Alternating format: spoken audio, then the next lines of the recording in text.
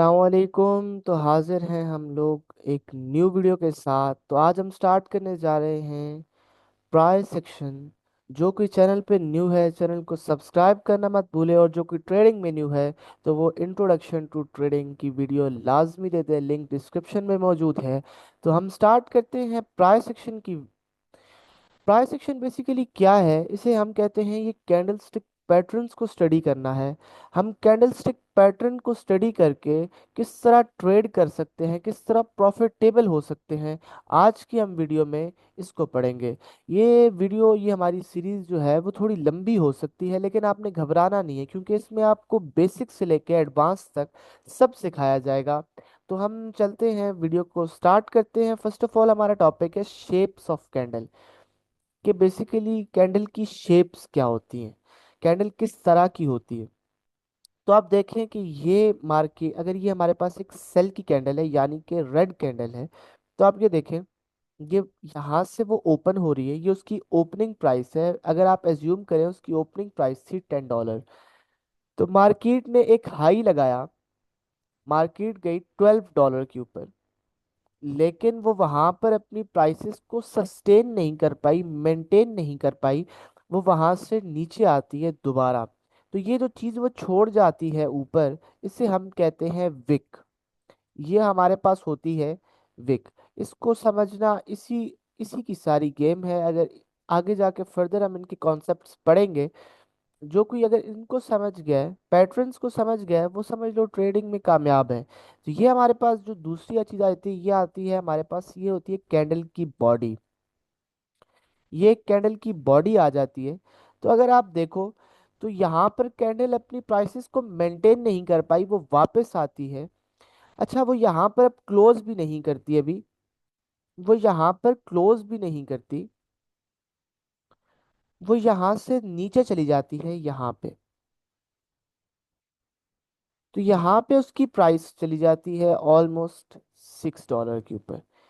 वो यहाँ पर भी मेंटेन नहीं करती, यहाँ पर दोबारा सेलर्स का प्रेशर ज्यादा होता है, तो मार्केट की जो क्लोजिंग प्राइस आती है वो आती है $8। मार्केट ओपन हुई थी 10 के ऊपर, मार्केट का हाई लगा $12 के ऊपर, ले मार्केट ने दोबारा डाउन पे आई, वो नीचे आई, मार्केट 6 तक गई, ये इसका लो लग गया। उसके बाद इसने 8 पर क्लोजिंग दे दी।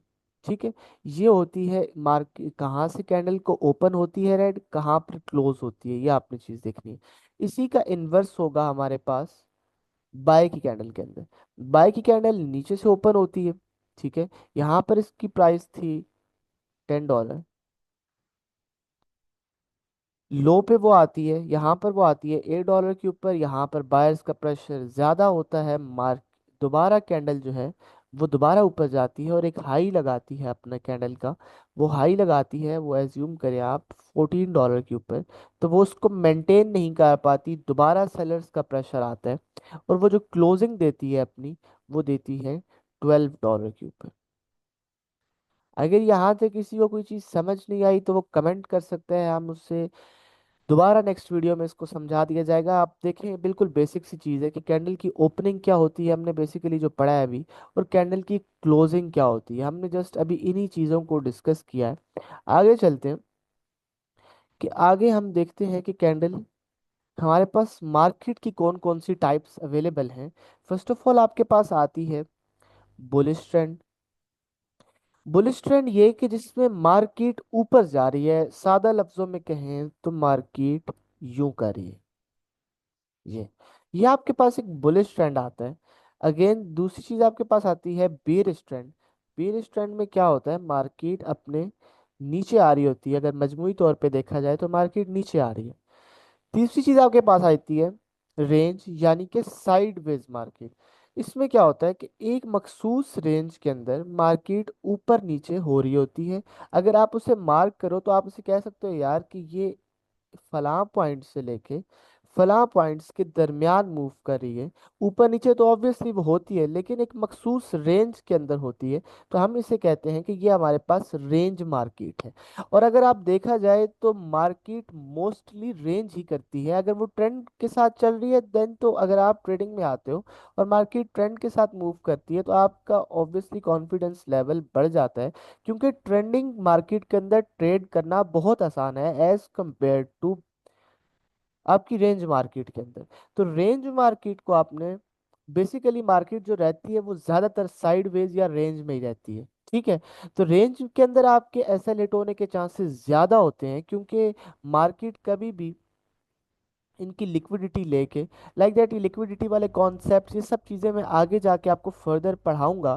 तो इसलिए कोई नया नाम सुन लेते हैं तो उससे घबराना नहीं है, क्योंकि हमने आगे जाके ये सब चीज़ें पढ़नी है। तो आगे अब चलते हैं, हम स्टार्ट करते हैं। तो बेसिकली फर्स्ट ऑफ ऑल हम स्टार्ट करते हैं बुलिश ट्रेंड से।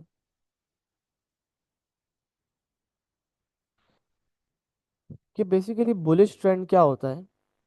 बुलिश ट्रेंड में ये होता है कि मार्केट अपने जो पुराना हाई है उसको ब्रेक करती हुई जाती है।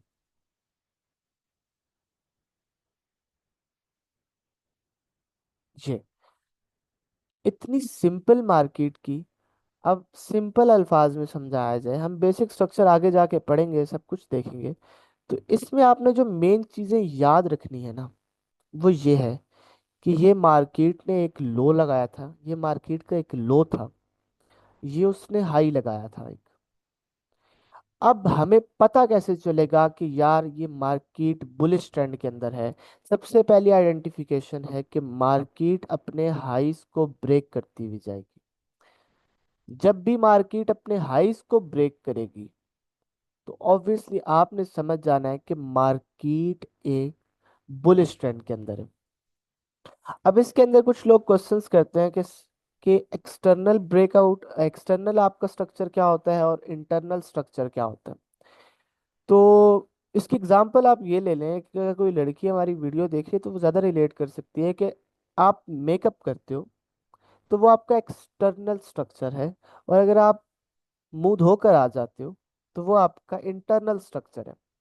तो एक्सटर्नल और इंटरनल में फर्क क्या होगा कि इंटरनल आपके चेंज होते रहते हैं, कभी आपको पिंपल्स निकल रहे हैं, कभी कुछ भी हो रहा है, वो चेंज होते रहेंगे। लेकिन जो एक्सटर्नल है वो आप बंद सवर के फिर वही लगोगी। समझ रहे हो बात। अगर मिसाल ऑकवर्ड लग रही है तो खैर है, आपको मैं और चीज़ देख के आप किसी चीज़ से अच्छा समझ सकते हो तो आप वो इसको रिलेट कर सकते हो कि यार अगर आपकी मार्केट अपने प्रीवियस हाइस को ब्रेक करती हुई जा रही है, तो आपने समझना है कि आपकी मार्केट इस टाइम बुलिश ट्रेंड में चल रही है। अच्छा, अब आप मार्क कैसे करोगे। ये आपके पास एक पॉइंट था लो का, ये आपके पास एक पॉइंट था हाई का। तो अब देखो, मार्केट आई है, नीचे आई है, हम इसे क्या कहेंगे। ये आपके पास एक लो लगा हुआ था और ये उससे ऊंचा है। ऊंचा है तो क्या, हायर। और लो तो ये लो ही है, तो इसे हम कह लेंगे ये हमारे पास एक हायर लो है। ठीक है। और ये हायर, आपके पास एक हाई लगा हुआ था, ये भी उससे ऊंचा है। तो सिंपल आप इसके साथ लिख दोगे ये एक हायर हाई है आपके पास। ठीक है। सेम इज द सीन, यहाँ पर आपके पास ये लो पिछले लो से ऊंचा है, तो आप इसे लिख दोगे ये आपके पास हायर लो है, और ये आपके पास हायर हाई है। ये आपने ट्रेंड को समझ लिया कि आप बेसिकली ट्रेंड क्या होता है। अब दूसरा ट्रेंड आपके पास क्या था। दूसरा ट्रेंड आपके पास था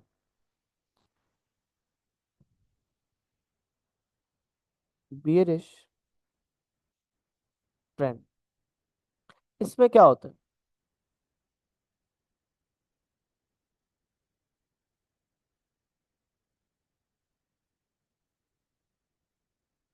इस तरह की मूवमेंट होती है, यानी कि मार्केट अपने लोस को ब्रेक कर रही होती है।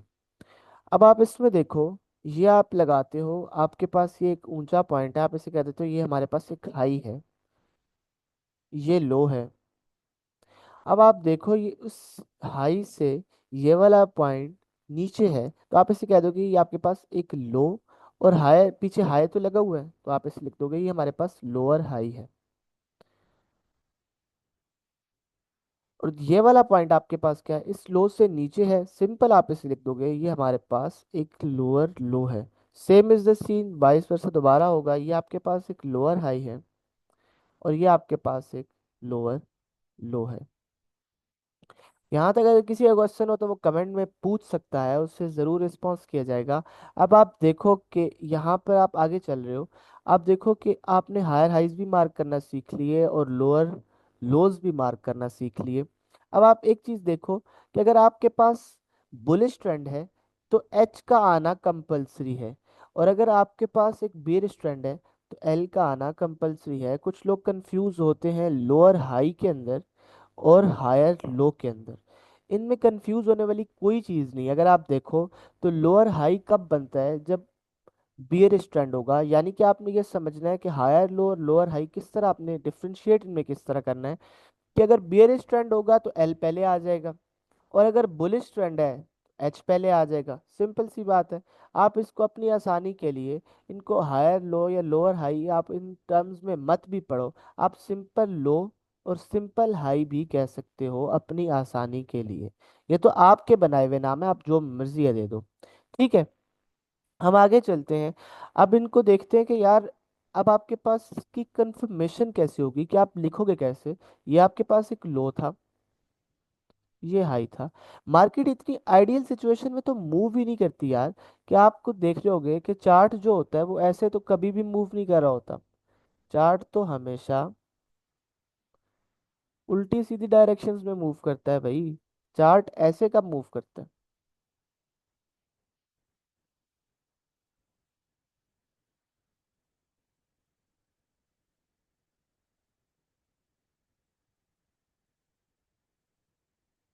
चार्ट तो ऐसे मूव कर रहा होता है।